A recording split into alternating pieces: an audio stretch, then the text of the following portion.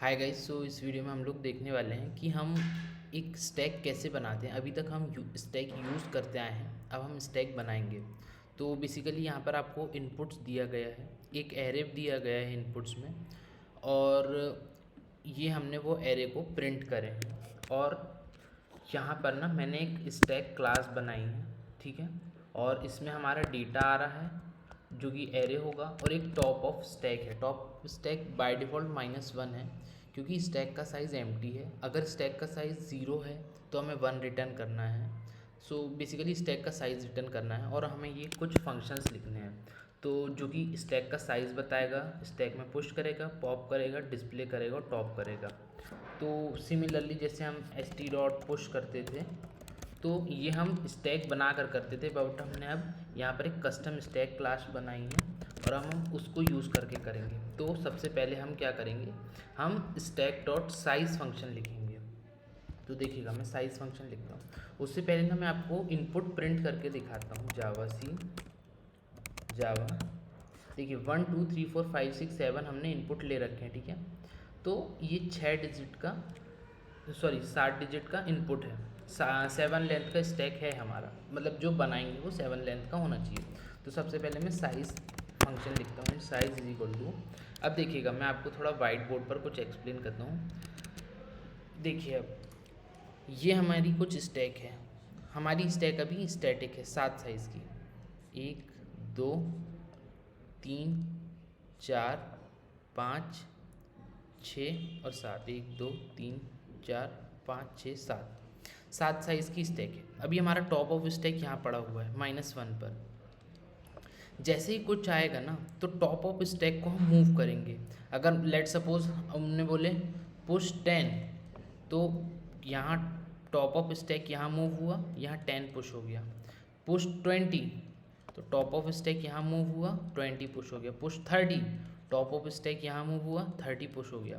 तो इस टाइम पे अगर कोई हमसे पूछेगा ना कि स्टैक का साइज़ क्या है, तो वो कितना हो जाएगा। टॉप ऑफ स्टैक तो इंडेक्स पर पड़ा हो 0 1 2 3 4 5 6। तो अगर कोई हमसे पूछेगा कि अभी स्टैक का साइज़ क्या है, तो स्टैक का साइज़ है 3, which is top of stack +1, top of stack +1। अगर लेट सपोज किसी ने बोला पुश 40, तो टॉप ऑफ स्टैक यहाँ मूव करा, तो यहाँ 40 पुश हुआ। अब अगर हमसे किसी ने पूछा स्टैक का साइज़ क्या है, तो स्टैक का साइज़ कितना है, top of stack +1, which is 3 + 1 is equal to 4। तो चलिए इसे कोड करते हैं। तो top of stack is simple, return top of stack +1। तो इससे हमारे स्टैक का साइज़ आ जाएगा। चलिए अब हम इसे टेस्ट करके देखते हैं। जावा ये रिटर्न करें हमने, तो टॉप ऑफ स्टैक को प्रिंट भी करना पड़ेगा। तो system.out.println st.size, या मैं ऐसा करता हूँ st.size ना एक अलग वेरिएबल में स्टोर करता हूँ, int size is equal to, और फिर यहाँ पर ना मैं थोड़ा अच्छे से लिखता हूँ, size of stack is plus size, और ये सेमीकोलन, ठीक है। और यहाँ पे भी है सेम, ठीक है। We had made some mistake, yes, ठीक है। जावा सी एक बार फिर से कंपाइल कर लेते हैं हम। जावा देखिए अब 1 2 3 4 5 6 और स्टैक ऑफ साइज आया 0। हाँ, स्टैक ऑफ साइज आया 0, क्यों? क्योंकि हमने स्टैक में अभी कुछ पुश ही नहीं करे हैं, ठीक है। तो स्टैक ऑफ साइज फंक्शन हमने लिख लिए। अब हम क्या करते हैं, एक पुश वाला फंक्शन लिखते हैं। तो पुश फंक्शन लिखने से पहले, पुश फंक्शन कैसे लिखेंगे हम, जब भी कोई नया बंदा आएगा तो हम क्या करेंगे, top of stack is equal to top of stack +1, और data of top of stack is equal to जो नया बंदा आया इंट वेल, वो यहाँ पर ऐड हो जाएगा और ये वॉइड रहेगा, ठीक है। ये हमारा पुश फंक्शन हो जाएगा। तो यहाँ पर हमने स्टैक तो बना लिए थे, अब स्टैक में हम सारे आइटम्स पुश कर देते हैं, ठीक है। और स्टैक की कैपेसिटी हमने यहाँ पर पास नहीं की हुई है, तो स्टैक की कैपेसिटी हमें पास करना पड़ेगा, तो 7 साइज़ का स्टैक बनेगा। ठीक है, आई होप आपको समझ में आ रहा होगा। तो अब देखिएगा मैं स्टैक में एलिमेंट्स डाल रहा हूँ मेरे। For int i equal to 0, i less than 7, i plus plus, st dot push data of i. जो भी डेटा के एलिमेंट्स थे ना वो सारे मैंने एक एक करके डाल दिया स्टैक में। ठीक है, अब देखिएगा जावा सी, और यहाँ पर सब पहले मैंने क्या करा, स्टैक में एलिमेंट्स डाला, अब मैं उसका साइज़ गेट कर रहा हूँ, तो अब ये साइज़ इसका 0 नहीं आएगा। ठीक है, जावा देखिए अब मैंने सारे एलिमेंट्स डाल दिया था और अब मैंने उसका साइज़ प्रिंट करा, तो स्टैक का साइज़ कितना आया 7। तो हमने अब 2 फंक्शन लिख लिए, एक साइज़ लिख लिए, एक पुश लिख लिए। अब हम पॉप फंक्शन लिखते हैं। पॉप फंक्शन लिखने से पहले ना मैं आपको चाहता हूँ कि आप इतना कोड एनालाइज करिए, फिर नेक्स्ट वीडियो में हम पॉप डिस्प्ले और टॉप फंक्शन लिखेंगे। तो उससे क्या होगा ना कि ये थोड़ा पार्ट वाइज आपको समझ में भी अच्छे से आएगा।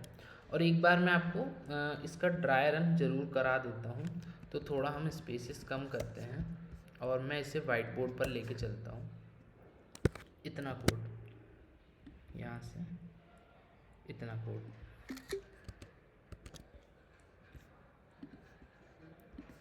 और फिर मैं चाहूँगा कि ये तीनों फंक्शन आप खुद लिखें और फिर आप इसे हम ज़रूर चेक कर सकते हैं साथ ही साथ। अब देखिएगा सबसे पहले मैंने क्या करा, मैं मेन की बात करता हूँ। मैंने एक 7 साइज़ का एरे बनाया, एक 7 साइज़ का एरे बनाया। मेरा एरे कहाँ जा रहा है? ठीक है, एक 7 साइज़ का मैंने एरे बनाया। 0 1 2 3 4 5 6, ये उसके इंडेक्सेस हो गए। ठीक है, अब मैंने सारे इंडेक्स पर i+1 वैल्यू यहाँ पर पुश कर दिया। ठीक है, तो यहाँ हो गया 1 2 3 4 5 6 7, ये हमारा डेटा एरे है। ठीक है, अब मैंने क्या करा, एक कस्टम स्टैक क्लास बनाया, यहाँ पे एक कस्टम स्टैक क्लास बन गई। ठीक है, और उसका वेरिएबल है st। ठीक है, st उसका वेरिएबल है। मैंने क्या करा, एक लूप चलाया और डेटा में जो हर एक इंडेक्स पर वैल्यू पड़ी हुई है वो मैंने st में पुश करा।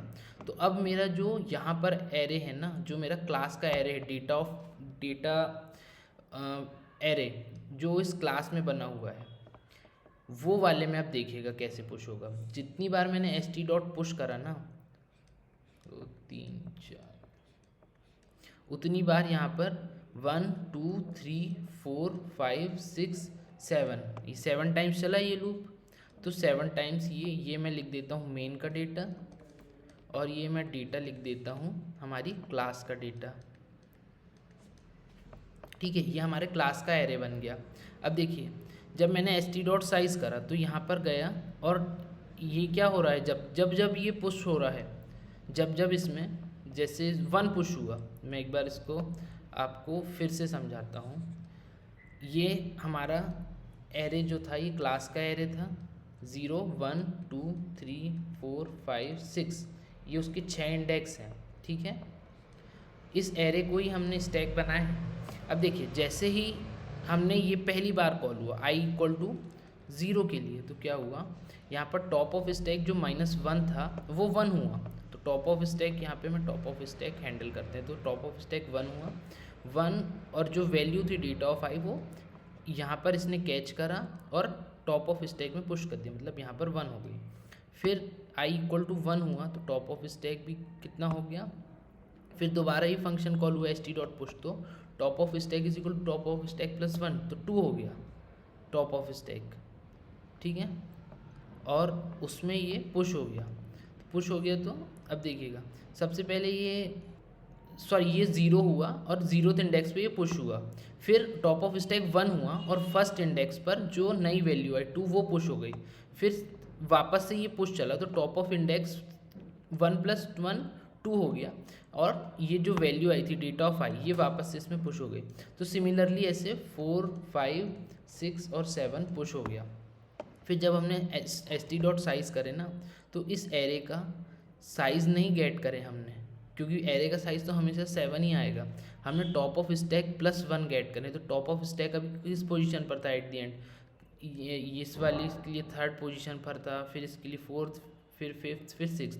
तो हमने क्या करे, टॉप ऑफ स्टैक +1 मतलब 6 + 1 ये हमने गेट करे हैं। तो इस तरीके से हमारा स्टैक का साइज़ आया है। टॉप ऑफ स्टैक आप अभी और अच्छे से समझेंगे जब हम पॉप ऑपरेशन करेंगे और टॉप ऑपरेशन करेंगे कि हमने क्यों st.size नहीं लिया और TOS एक top of stack variable handle किया। तो इस वीडियो के लिए इतना ही, मिलेंगे नेक्स्ट वीडियो में। Thank you.